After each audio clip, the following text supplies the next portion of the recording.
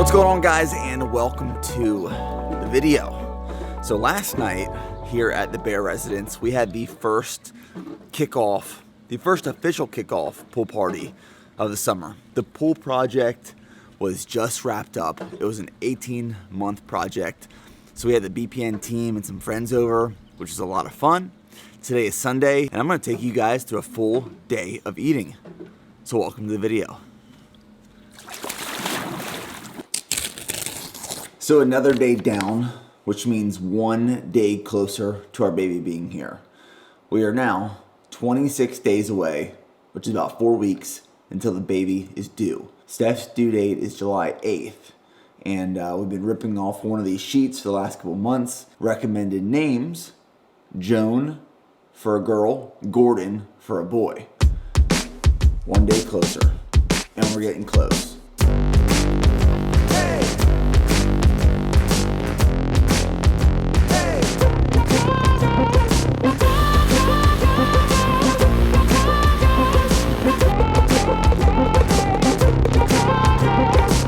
Alright, so first thing is first every single morning. In this glass right here, I have one serving of strong greens, one serving of strong reds. This is the way I kick off every single morning.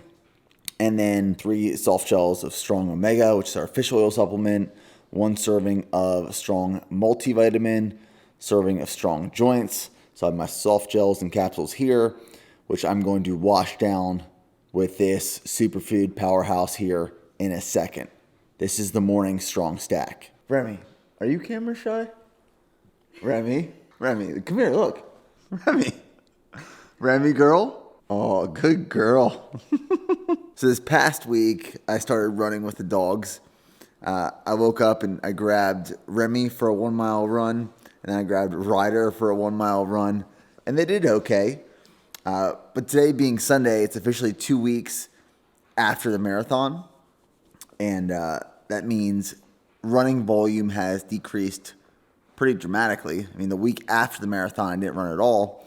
And then last week was my first week back running, and logged about 20 miles. So my new weekly mileage is going to be between 20 and 25 miles. And Remy girl and Ryder boy are going to join me on some of those miles. Aren't you? Why are you so shy? Huh? Why are you so shy? Why are you shy on camera?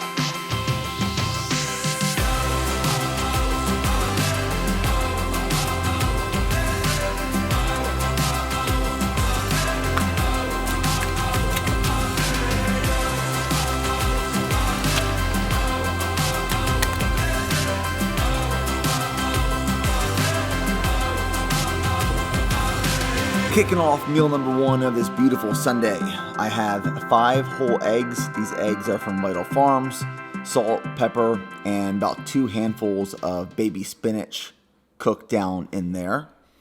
I also have a cup of cow's milk kefir. Kefir is fermented milk that is very high in probiotics. It's great for the gut and digestion. I've been drinking goat's milk kefir recently.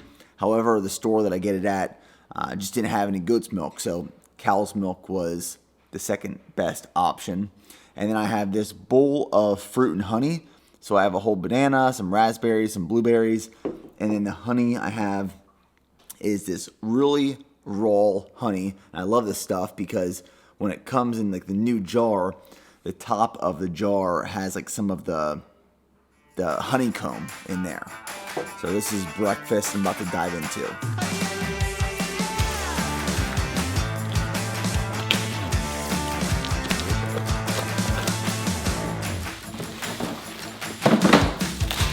Engage the orange button on top of the base and remove the latch buckle from its storage pocket.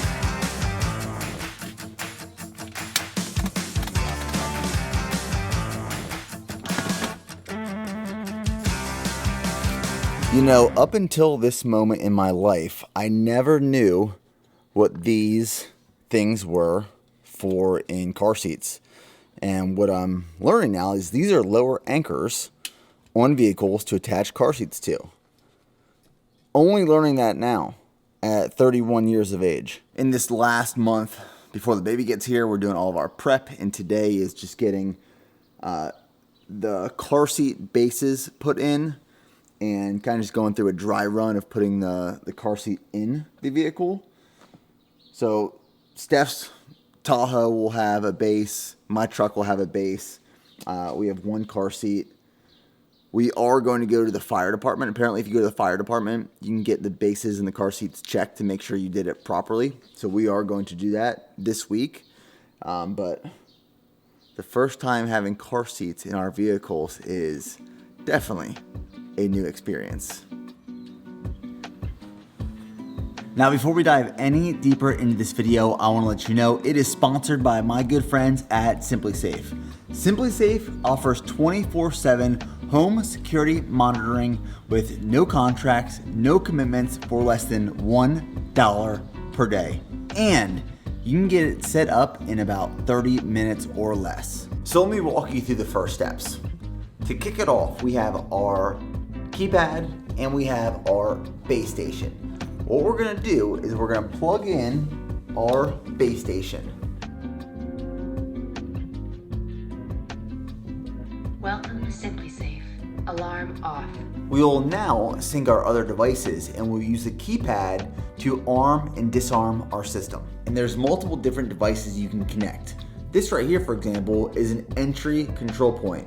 This can go on doors or windows. So once these sensors are disconnected, the alarm will go off if your system is armed. Now there are a bunch of other devices that you can add to your system as well. And I have a few of them shown here, like a carbon monoxide detector, a smoke detector, there is a glass break, a motion detector, as well as some cameras. So there's an interior camera, the Simply Cam. We have a doorbell, video doorbell camera, and there is an exterior camera as well that you can connect to your system. I think one of the greatest benefits with Simply Safe is that there's no contracts and no commitments. And I have a personal story related to that, because when I first got to Texas in 2014, I bought my first home with a VA loan. I was very proud, and I got locked into a 7-year contract with a home security system. A door-to-door salesman locked me in. I got hustled, and I learned from that experience. 7 years, it's a long time. So if you are looking to upgrade your security system, protect your family, your home, or your business, check out Simply Safe. Go to simplysafe.com/nickbear and get 20% off when you sign up for an interactive monitoring plan, as well as your first month for free. Thank you, Simply Safe, for sponsoring this video. And now, back to mine. Time for meal number 2, and I want to talk all about resistant starch and why you might look for foods that are high in resistant starch. What's also interesting is that when you cook a potato and then you allow it to cool, it is higher in resistant starch.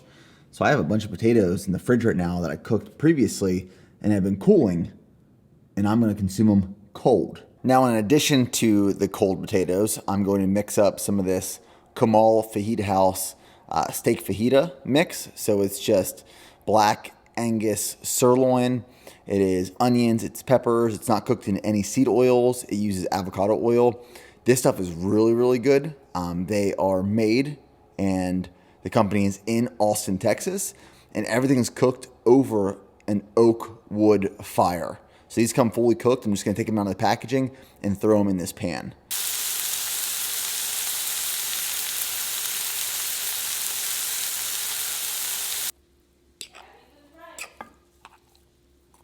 So let me show you meal number 2 for today. I have the fajita meat with the onions and peppers. I have some kimchi over there, and then the cold potatoes. And like one of my favorite way to eat cold potatoes is literally like an apple. You just eat like that, and they're delicious. Now let's talk about resistant starch. There are a few foods in my diet I like to incorporate that are high in resistant starch because it is great for the gut and digestion.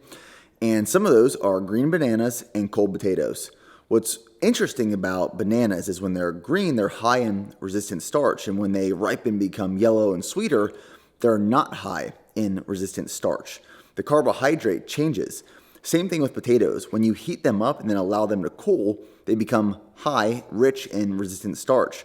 So what happens when you consume these foods is they almost bypass, in a way, the stomach and the small intestine, and a lot of the benefits happen in the large intestine, where they feed the good bacteria down there, promotes great gut health, digestion. So I encourage people, try it. Try eating some green bananas, some cold potatoes, and see if it makes a difference in your gut health, your digestion. So we wanted to get in the gym today, move our bodies a little bit. I'm doing a lower body strength training session. And I will say, after coming off of marathon prep, lower body strength and muscular endurance in terms of resistance training is definitely not where it used to be. We have some progress to make up for. But it's kind of expected. The last couple months and specifically the last couple weeks, we were dialed in to go after the sub 250 marathon. And I pulled back a lot from lower body strength training.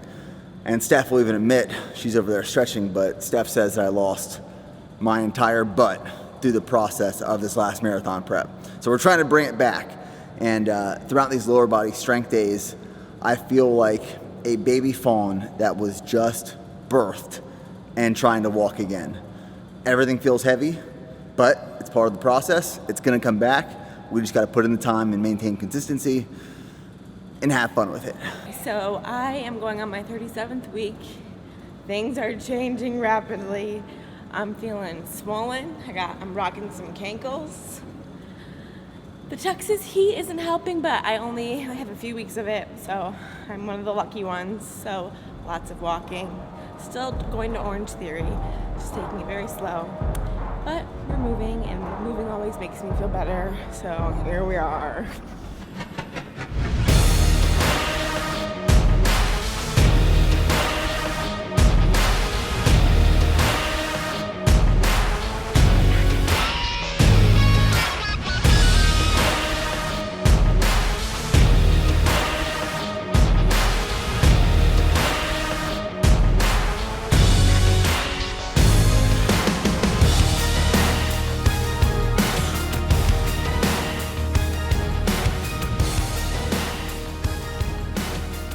So we wanted to get in the gym today, move our bodies a little bit.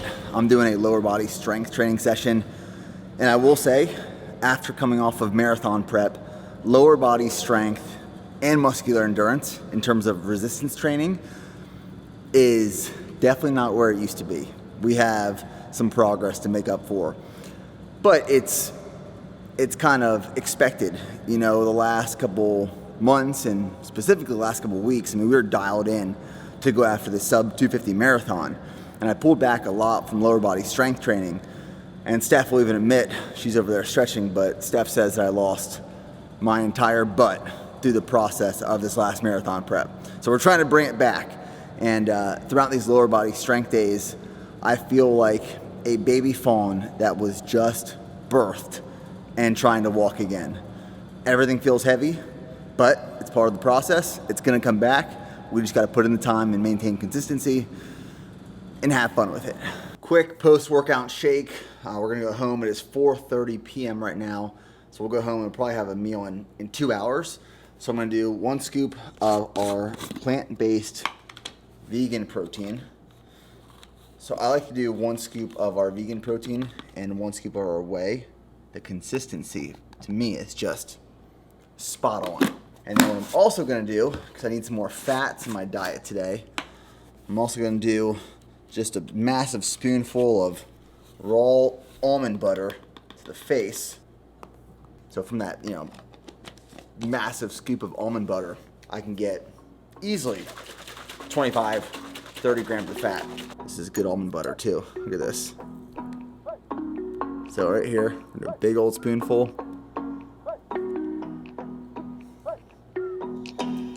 And that's it.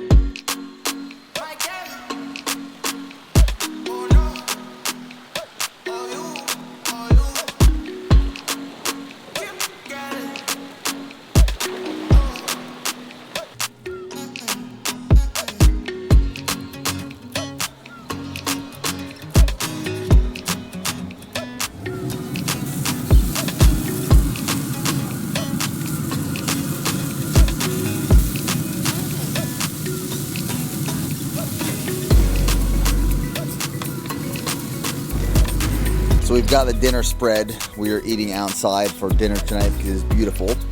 We got chicken thighs that just came off the Traeger. I'll probably have 3 of those. I'm going to have this avocado, and then Steph and I will split one of these Harvest Bakes. So this is by Daily Harvest. This one is squash, wild rice, French lentil, Brussels sprouts, parsnip, and almond. And here's what it looks like plated. So we have the Daily Harvest Bake, the avocado, the chicken thighs, seasoned. We actually did the Daily Harvest Bake and the chicken thighs on the Traeger. And this avocado is that's just a perfect one. Doesn't get any better than that. And Remy's over here looking for some dinner. And Ryder.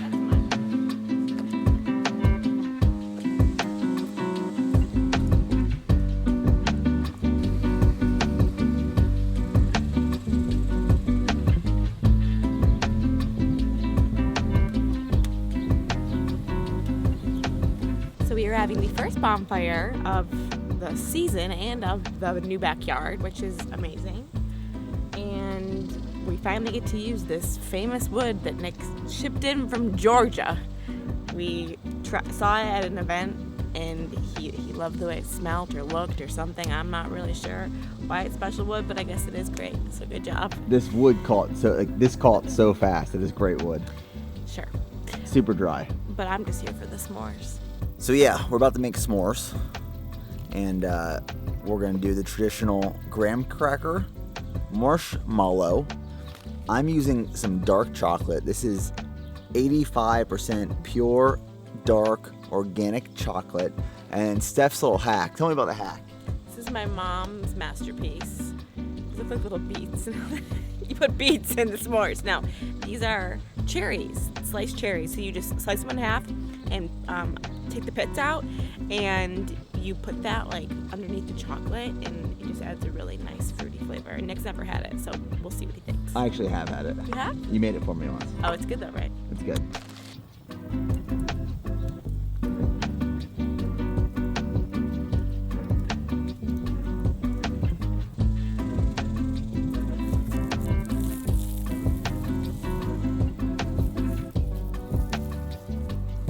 That was a fail. I think it cooks it from the outside. Okay, well, we're just too big.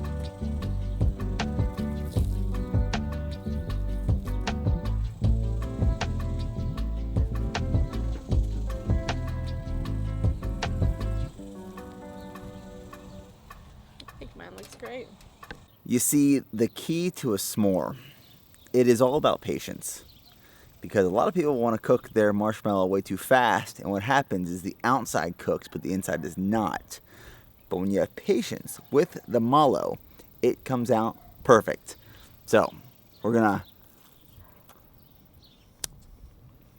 throw this back, enjoy our s'mores. Steph's is dropping dark cherries all over the place. And we'll see you guys in the next video.